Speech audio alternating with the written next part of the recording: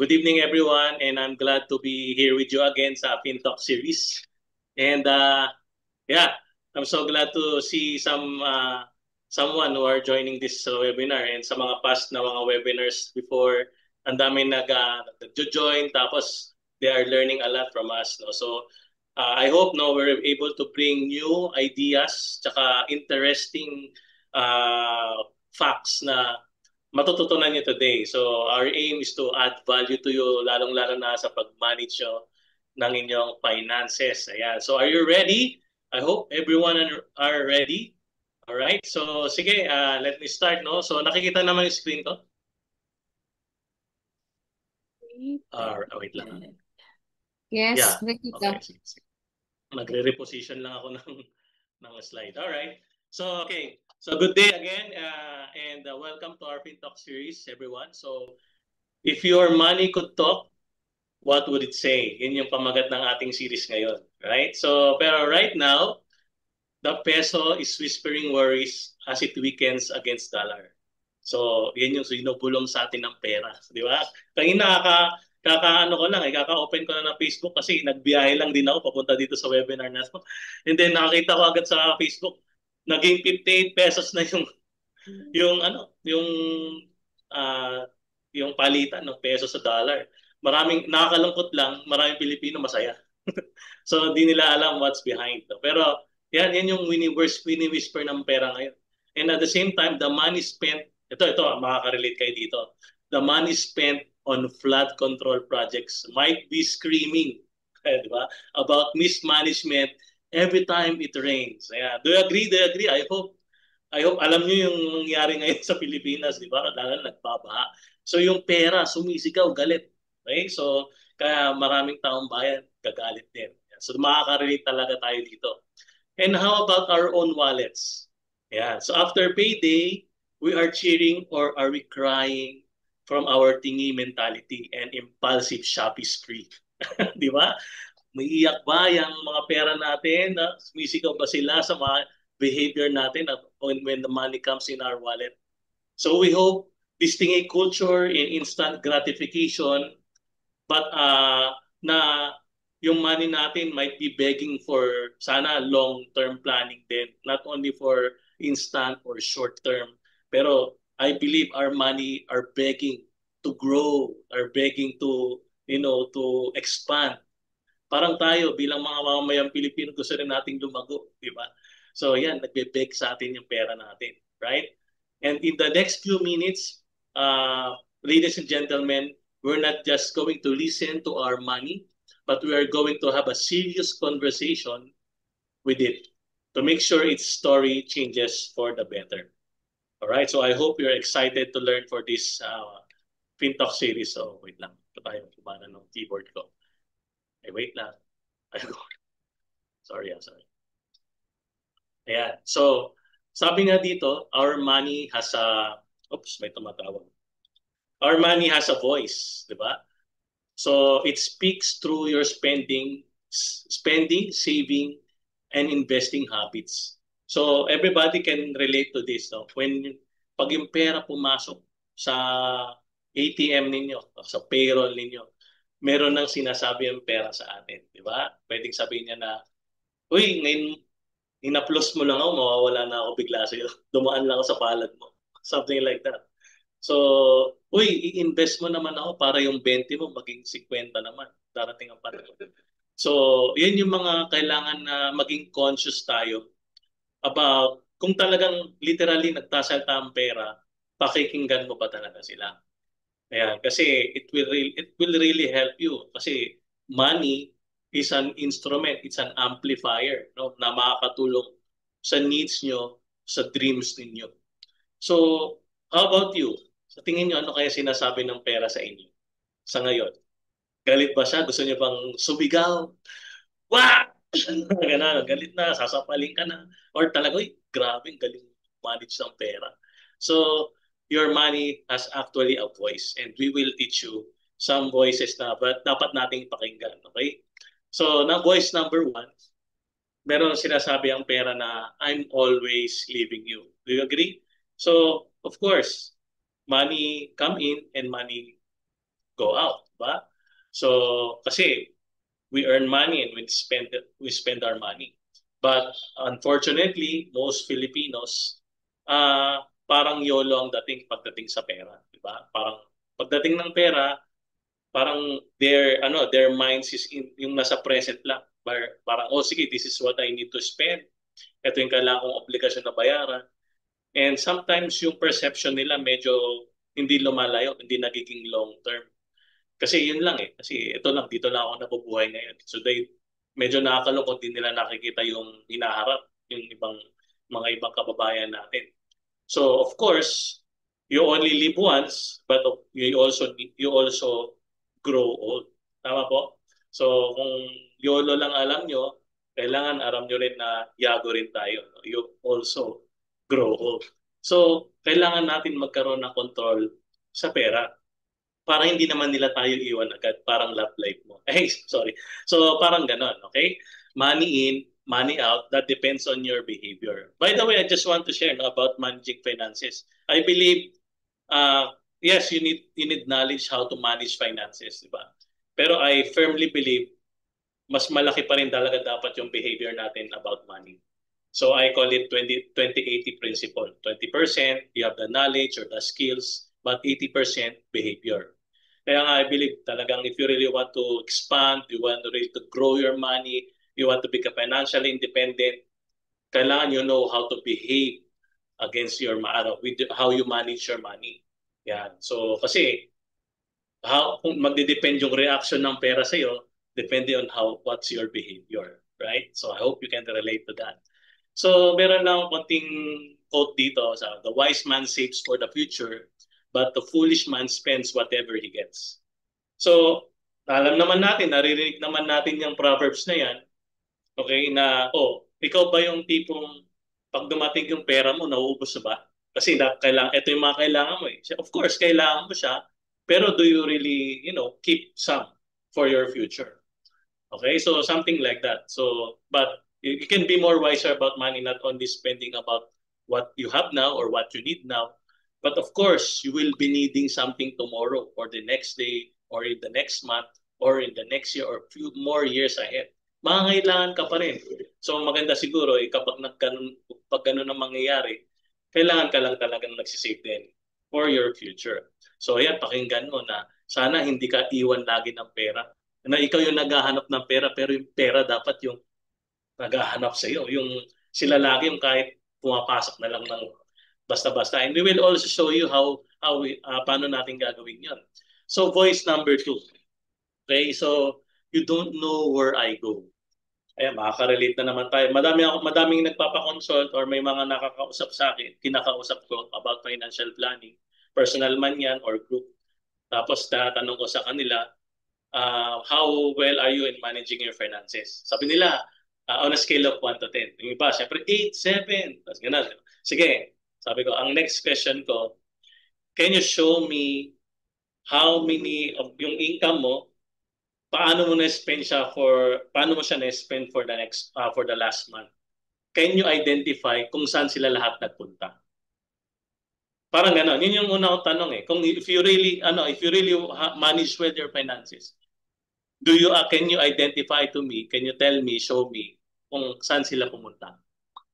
Tapos majority sila, 80 to 90% will say, hindi ko na alam saan ko napunta. Basta nagbayad ako ng bills, namalengke kami, tapos ito na lang natira. Do you agree? Ganun din ba kayo? Okay, so hopefully, hindi sana tayo ganun. Okay? Kasi para mas maging responsible tayo about money, we have to track our expenses. So kami sa family, we have this application, yung money tracker. So kung tatanungin mo kung anong in-spend ko kahapon, nakasulat lahat doon. Kahit pamalengke lang, nakasulat doon. So I know where I spent my money, where I invested my money. Hindi ako manghihinayang kasi alam ko kung saan napunta yung pera ko, nakaprogram siya para doon. Something like that, all right? So siguro may baby steps tayong gagawin kayo kung hindi nyo tinatrack yung expenses niyo. I-list down nyo lang siguro yung mga fixed expenses nyo muna at saka yung mga variable expense. Pag sinabing fixed, yung mga non-negotiable nyo na binabayaran, alam nyo na yan. Non-negotiable, kailangan bayaran yan, tubig, kuryente, internet, etc. Pero yung mga variable, kailangan nyo ring i-identify how are you spending on your leisures, your wants. Yun nga, Shopee spree. Diba? Baka napapasobra ka naman, wala kang allowance, something like that. So kami, nag-uusap kami ng wife ko about that with Shopee. Sinasabi ko yung limit namin sa Shopee. O, di ba? So ito yung limit, di pwede tayo lumagpas dyan. Something like that. So may ganun kami. So how do you monitor your expenses? Kasi meron din tayong kasabihan dyan, beware of little expenses, a small leak will sink a great ship. Kahit nakalaki pa ang sweldo mo, kahit mayaman ka pa, sabi mo na, pero meron din kaming isang quote kasi may kasabihan din na wealth is not measured on how much you earn. Wealth is measured on how much you keep. So kahit na, kunyari, ikaw, empleyado ka, kumikita ka ng 30 mil pero wala kang ipon, pero si yaya mo na 9,000 ang sweldo pero ang 9,000 din ang ipon niya, mas mayaman siya sa iyo. Something like that, di ba? Kasi siya, libre pagkain, libre accommodation, di ba? Pero nakakaipon siya. Pero come to think, ikaw yung nagbabayad sa yaya pero wala kang naiipon. Yes, you enjoy life, you are able to meet your obligation, masaya ka. Pero I think mas masaya si yaya kasi pag nagkaroon ng mga uncertainties, meron siya, may peace of mind siya. So, beware, no? Kasi you have to track your expenses, di mo lang alam. Kahit na milk tea lang yan, or isang stick lang ng Yossi yan, okay? As long as hindi mo alam, hindi ka aware sa mga expenses na yon, pwedeng mag-fall apart yung buong finances nyo later in the future. So you have to be aware about tracking your money. Okay, voice number 3 is I'm stuck doing nothing. Diba? Maraming pera dito na walang nangyayari. In fact, nauubos na nga eh, di ba? Hindi kasi pag stuck, ito yung may naipon, mga Pilipinong may naipon eh. Right? So ito yung mga kasi kaso nga lang stuck lang sila, stagnant. Hindi sila lumalaki, hindi gumagalaw, hindi umiikot.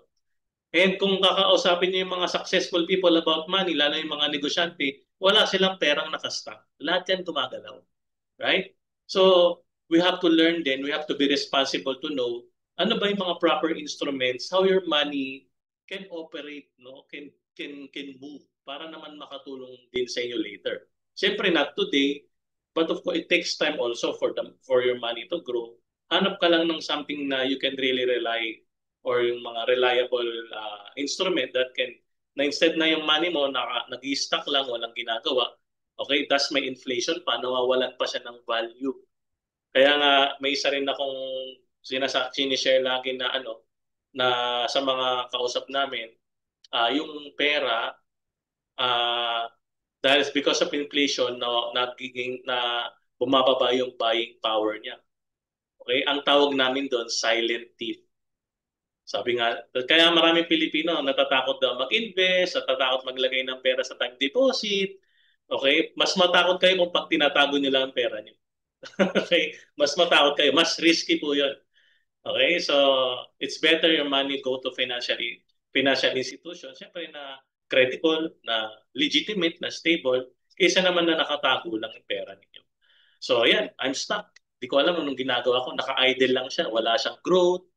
Okay? Kasi, ayan na, meron kayong fear of investing na okay na ako sa bangko, pero yung bangko nakahack. Mga ganun, di ba?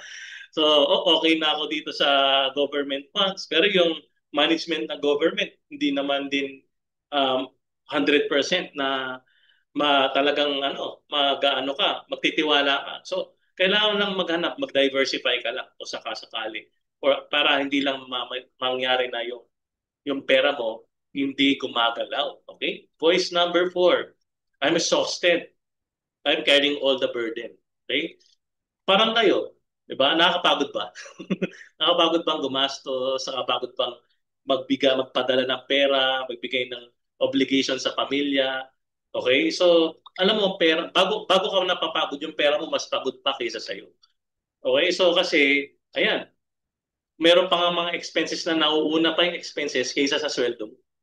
Do you agree? Nakaka-relate kayo dyan, di ba? Parang nagtatrabaho ka ngayon, naghihintay ka ng sweldo kasi meron kang credit card due na malaki. Something like that. So naglalag behind na yung pera. So mabigat yun para sa pera natin. Mabigat talaga siya.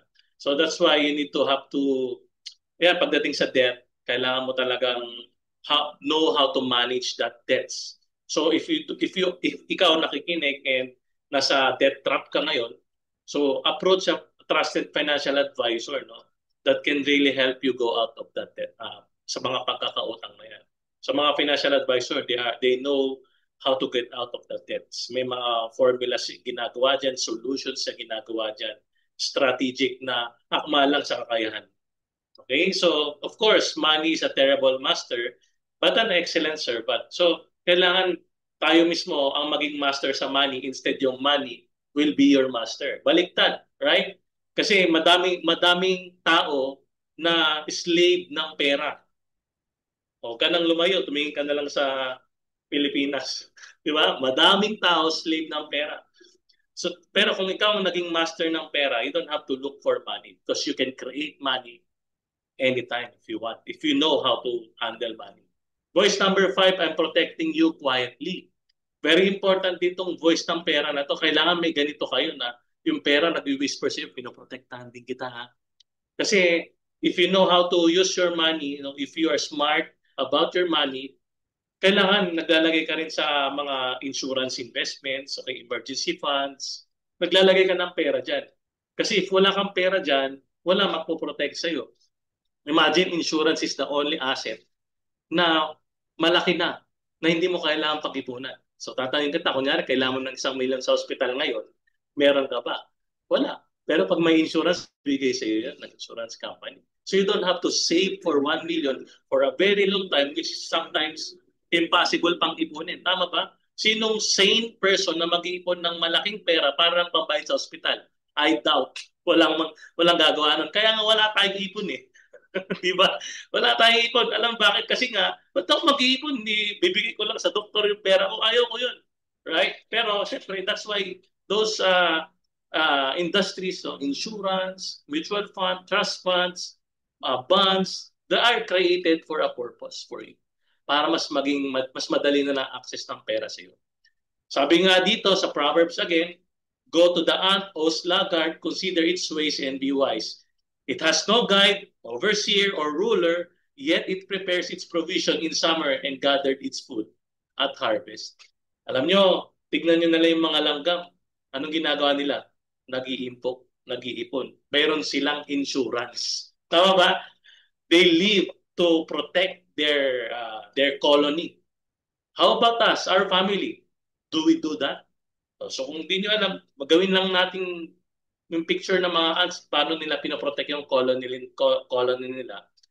And you will realize na ganun din tayo no? We also protect our income for our family and for our interests.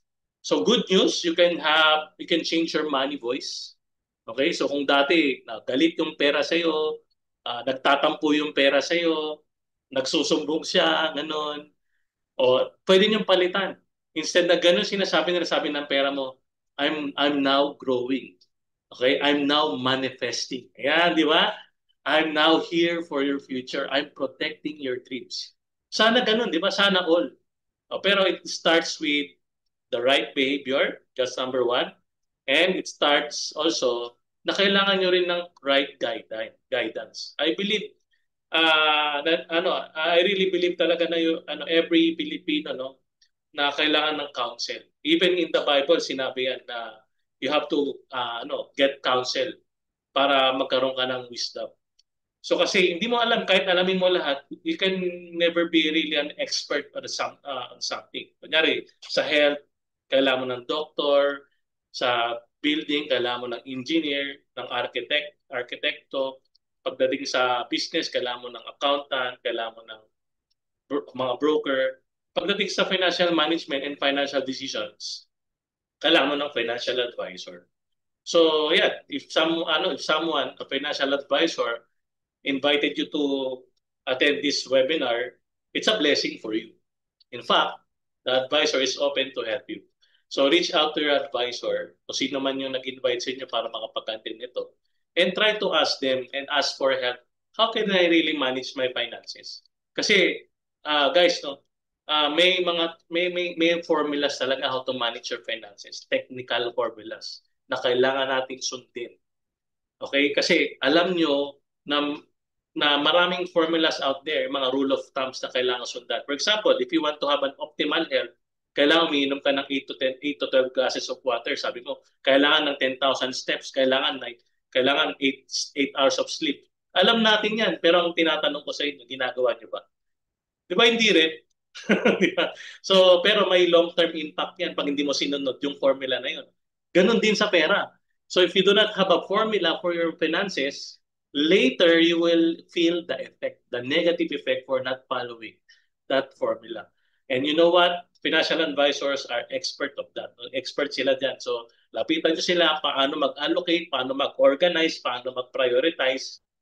Then you will have a very good management of your finances. I hope you learned a lot from me. And before I endorse the next floor to our next speaker, I would like to say thank you for your time and God bless you. So I would like to introduce